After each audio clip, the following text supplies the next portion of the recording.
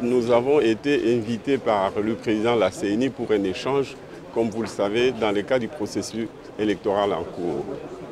Alors nous avons abordé 3 ou 4 points, essentiellement 4. Les premiers points a concerné l'actuel CENI. Le deuxième point, c'était les fichiers. Nous avons discuté du fichier électoral. Troisième point, du financement des élections proprement dites. Nous lui avons demandé si d'ici la fin du processus, il pourra mobiliser les 500 millions de dollars dont il a besoin pour parachever son processus. Il a dit qu'il est en connexion avec le gouvernement et que dans les jours qui viennent, ils pourront obtenir un décaissement de 100 millions de dollars et que par conséquent, ils peuvent avancer avec les processus, quitte à ce que le reste du montant soit complété.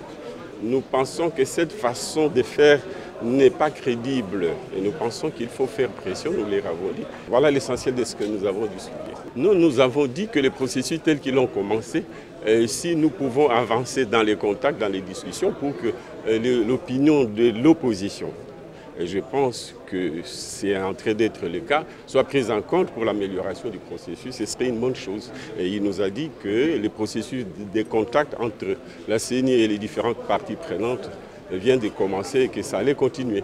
Personnellement, je ne crois pas au respect du délai constitutionnel à cause de problèmes de financement. J'ai l'impression que le gouvernement, face aux 500 millions de dollars dont il vient de bénéficier, de la part des institutions de Bretton Woods, probablement la moitié sera consacrée aux questions sécuritaires. Ce n'est que l'autre moitié qui pourra être mise à la disposition de la CENI, auquel cas, puisque la CENI a besoin de 500 millions, la différence ne sera pas disponible dans les délais constitutionnels et que probablement nous serons devant une hypothèse de glissement. Nous ne sommes pas, mon parti et moi, nous ne sommes pas disposés à aller aux élections avec l'option de la balkanisation du pays, dont nous pensons et nous espérons que la CENI va le faire. Nous voulons que l'enrôlement se fasse dans les 3 territoires concernés.